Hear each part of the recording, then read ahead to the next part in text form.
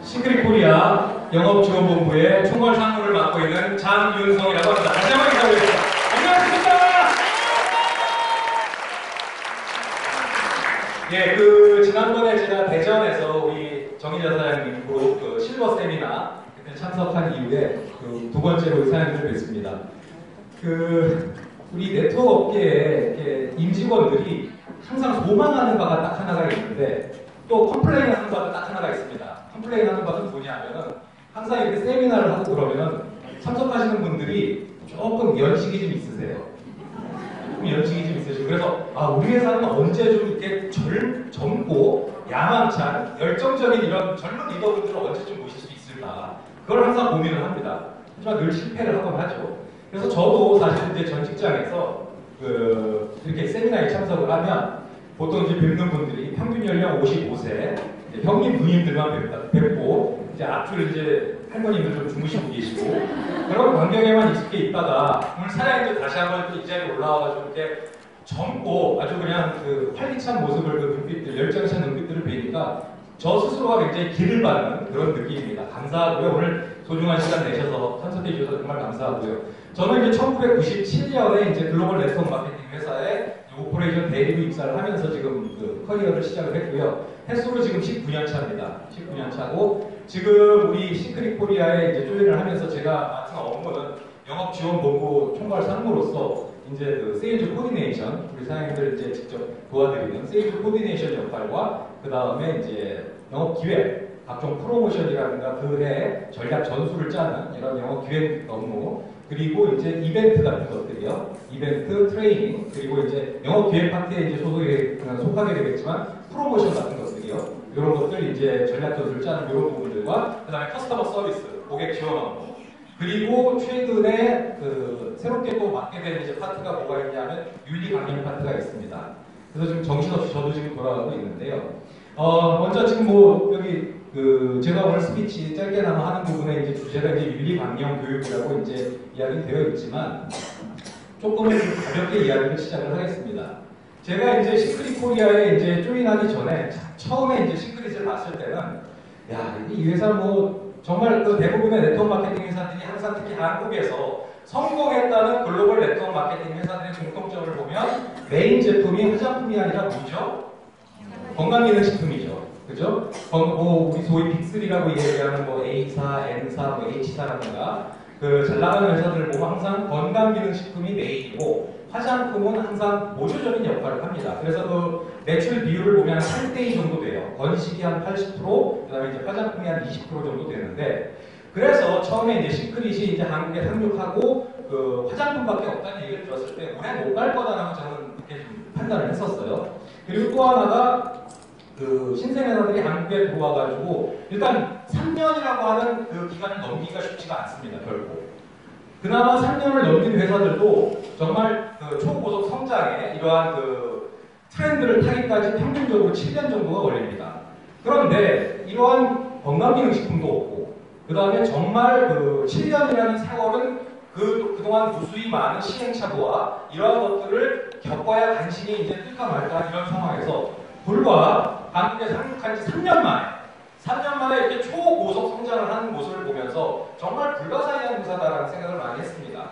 그리고 회사에 제가 입사한 후에 특히 우리 정의자 사장님 그룹을 굉장히 눈여겨본 게 초고속 성장을 해서 지금 장안의 화제가 되고 살아있는 전설이라고까지 일컬어지는 시크릿코리아 내에서도 우리 정의자 사장님 그룹이야말로 진짜 군계 일학처럼 그 안에서도 초고속 성장을 이루셨다는 거죠. 작년 초에 이제 처음으로 시크릿 사업을 시작하셔가지고 불과 15개월 만에 힘들다는 크라운 직급을 성취하셨고 그리고 지금 1년 반 동안 단 하루도 쉬지 못하고 뛰어다니신다는 정의자 사장님 말씀을 들으면서 제가 정 사장님하고 오늘 미팅을 개별적으로 하면서 개인적으로 하면서 정 사장님께 여쭤본 게 있습니다.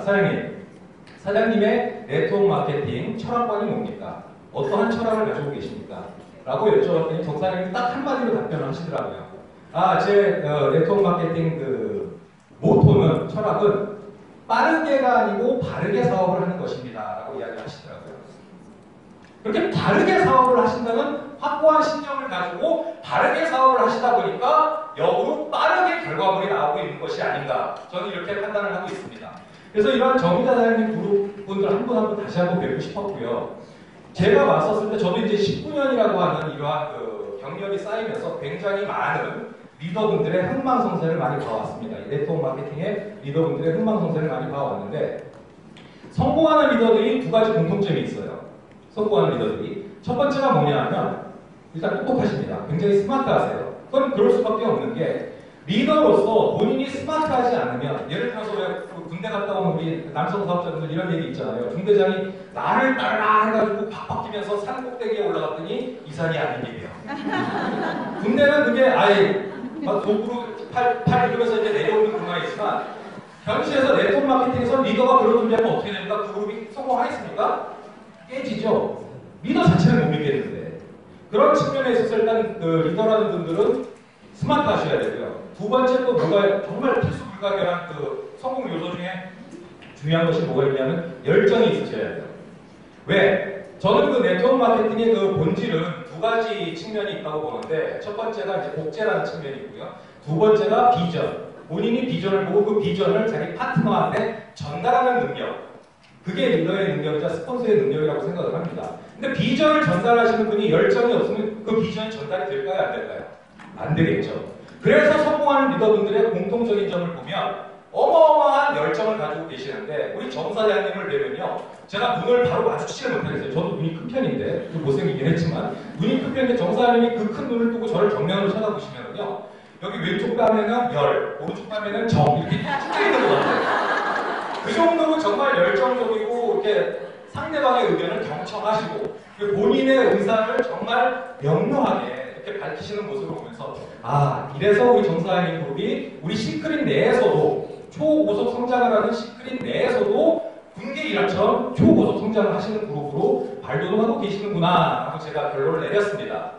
그래서 정말 우리 사장님들 한 분 한 분 뵈는 게 너무너무 정말 반갑고 그런데 쭉 이제 우리 회사의 히스토리를 제가 이렇게 쭉 보고 말을 듣고 이제 리더분들 짧은 기간이나마 우리 리더 사장님들하고 이제 미팅을 하면서 뭘 느꼈냐면 초고속 성장을 하는 회사가 또 하나 뭐가 있냐면 명이 있으면 암이 있겠죠. 그죠? 밝은 이러한 초고속 성장이 다 좋습니다. 그러다 보니까 여기에 부수되는 이제 부작용들이 좀 있었다는 거예요. 부작용들이. 뭐냐면 다들 바삐 사업을 하시다 보니까 바삐 앞만 보고 달려가시고 좌우를 안 살피고 뒤를 안 돌아보고 오로지 앞을 향하여 전진만 하시다 보니까 정말 우리가 그 사업을 하심에 있어서 방금 우리 그 정의자 사장님께서 저한테 이야기하신 그 정의자 사장님 그룹의 모토가 뭐라고 지금 들으셨죠? 빠르게가 아니라 다르게라고 들으셨죠.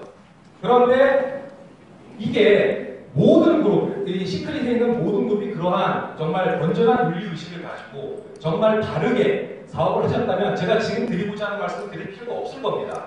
그리고 제가 굳이 영업하기도 바꿔주었는데 윤리강령까지 맡을 이유가 없었을 거예요.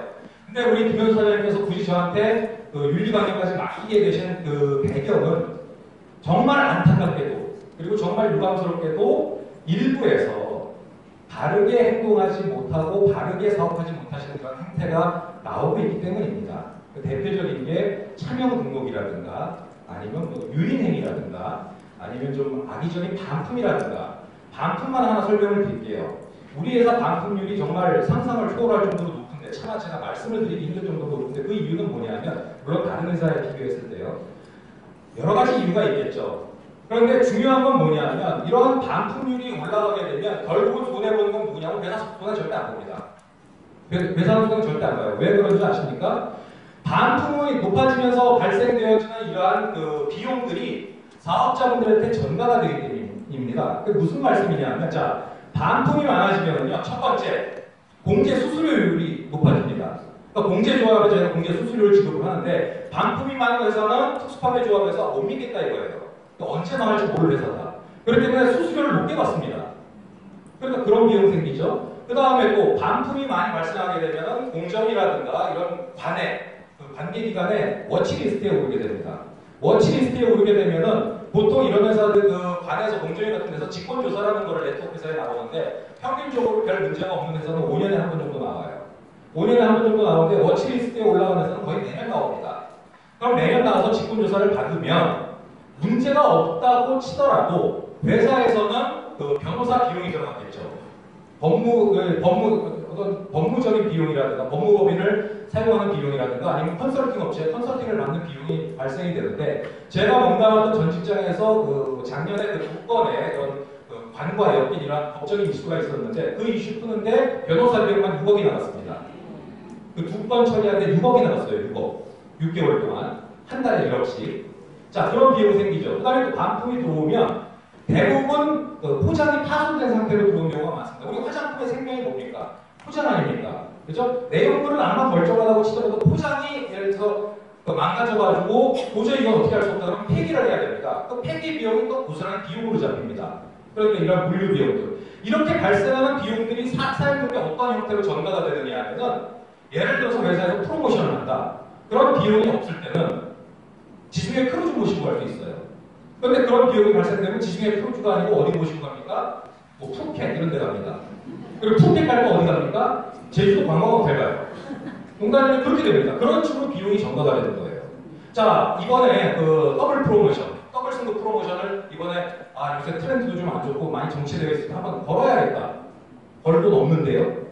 왜? 지난번에도 공개조합에서 직권조사 받는 바람에 한 3억 나갔어요. 또 무슨 돈으로 회사에서 프로모션 겁니까? 프로모션 걸고 싶어도 못 거는 겁니다. 다시 말씀드려서 반품을 하시면 결국 그 반품으로 인한 피해가 사장님께 고스란히 돌아간다는 얘기입니다. 그래서 정말 내가 이걸 그 제품을 구매를 했는데 어쩔 수 없이 피치 못해서 해야 되는 경우가 아니라면 반품을 자제해 주시는 것이 결국 사장님들을 더 서포트하고 사장님들의 성공에 더 도움이 되는 이런 강력한 프로모션을 걸 수 있다는 점을 사장님들께서 양해를 해주셨으면 좋겠고요. 여하튼 이러한 그 차명 등록 같은 경우 차명 등록이 뭔지는 아시죠? 그죠? 차명 등록을 하게 되면 일단 차명 등록을 한 것 자체가 사실은 어떻게 보면 관광법상 위배 사항이 됩니다. 왜냐하면 관광법에 보면 양도 양수 금지라고 하는 규정이 있습니다. 그러니까 뭐냐 하면은 일단 우리가 가지고 있는 이 코드는 자식들에게 유산으로 물려줄 수 있어요. 언제? 나 죽고 나면. 나 죽고 나면 자식들에게 물려줄 수 있고 내가 돈을 10%게 뜨고 살아있는 한 누구에게도 자식이 아니라 그 누구에게도 물려줄 수가 없습니다. 법상 그렇게 나와 있습니다. 근데 결국 차명이라는 게 뭡니까? 내가 활동하는데 실제로 내 코드의 이름이 내가 아닌 경우가 되겠죠. 그런 경우는 벌써 관광법 위배사항으로서 시비거리가 있다는 얘기입니다. 뭐 유인행위라는 건 말할 필요도 없고요.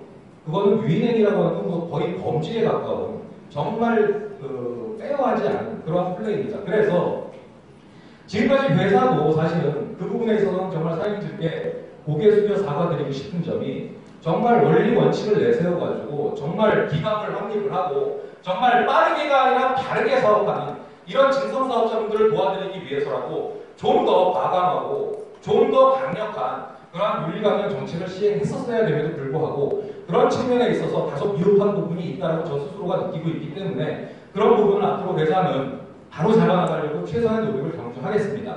그것뿐만이 아니라 저는 본업이 윤리강령 팀장이 아니고 영업상무예요. 사장님들 기쁘게 해드리고 사장님들 서포트 해드리는 게 제 주 업무입니다. 그래서 일단 윤리강령 부분은 이 정도 말씀을 드리겠고요. 그 회사가 지금 대내외적으로 많은 악재가 있습니다. 사장님도 아시다시피 대외적으로는 뭐 예를 들어가지고 지금 메르스 때문에 경기 침체됐죠. 그리고 또 뭐가 있습니까? 뭐 요새 신생 회사들 몇 군데 들어와가지고 또 낚시질 하고 있죠. 뭐 여러 가지 지금 대외적인 요건이라든가 대내적인 요건들 이런 많은 악재들이 있는데 그래서 회사는 어떻게든지 우리 사장님들을 도와드리기 위해서 지금 많은 이러한 노력을 경주하고 있습니다. 그 노력의 일환으로서 사실은 6월 27일 날 진행하려고 했던 코리아 컨벤션 그게 이제 그 메르스 때문에 어쩔 수 없이 연기가 돼서 7월 25일 날 행사를 하게 되는데 그때 굉장히 지금 멋진 경품들을 준비했어요. 예를 들어가지고 두바이 여행 참석권이라든가 아니면 뭐 와우팩이라든가 아니면 뭐 골드팩이라든가 그 다음에 또 명품백 우리 여성 사업자님들 좋아하시는 명품백도 준비했습니다. 명품백도 준비했고요. 그 다음에 마카오라든가 이런 싱가포르 같은데 최고급 호텔 숙박권, 3일 숙박권도 경품으로 걸고요. 그리고 또 하나 멋있는 거 있습니다. 삼성 갤럭시 탭. 삼성 갤럭시 탭 탭을 있지 않습니까? 그 50대를 걸어요. 50대를 걸고 이런 식으로 굉장히 푸짐한 경품을 준비했고요. 그리고 또 하나 그 엔터테인적인 측면에 있어서도 또 원래 쿨하고 DJ 덕이 오기로 했었거든요. 그런데 그 우리 팀 리더분들께서 좀 너무 연식이 좀 심한 거 아니냐. 라고 그건 진짜 5, 60년대 그 저기 이사리 가면 이렇게 지금도 추억의 무슨 카페 이런 데서 등장한 지가 그런 분들 아니냐라고 많이 이렇게 좀 의견들을 주셔가지고 조금 연령을 좀 낮췄습니다. 그래서 일단 그 두 사람 다 캔슬할 수는 없고 그래서 이제 그 쿨은 저희가 이제 일단 처음 이따 모실 거고요. 그 다음에 이제 공연 여기 그 컨벤션 끝나는 무렵에 메인 이벤트로 이제 그 걸그룹 시스타 아시죠? 네. 시스타가 이제 저희가 이제 어렵게 이번에 지금 섭외를 했습니다. 그래서 이제 시스타도 특히 남성 사업자분들 지금 입이 그 밑에 걸리시는데 많이 프로모션 부탁드리겠습니다. 여튼 그때 그 회사에서 또 단순히 그 행사 자체에 어떤 그러한 그 뭐라고 그럴까 익사이팅한 이런 것뿐만이 아니고 그때 또 중요한 예를 들어 신제품을 발표한다거나 그리고 또 굉장히 강력한 지금 영업 프로모션을 준비 중에 있습니다. 아직 확정이 안 됐고 캐비넷 미팅에서도 발표가 안 됐기 때문에 제가 지금 이런 거 걸겠습니다라고 말씀드리기 좀 이르고요. 하여튼 굉장히 강력한 프로모션을 그날 발표를 할 겁니다. 그래서 우리 사장님들 힘내시라고 다시 한번 당부 말씀드리면서 짧게나마 제 인사 말씀 마치도록 하겠습니다. 감사합니다.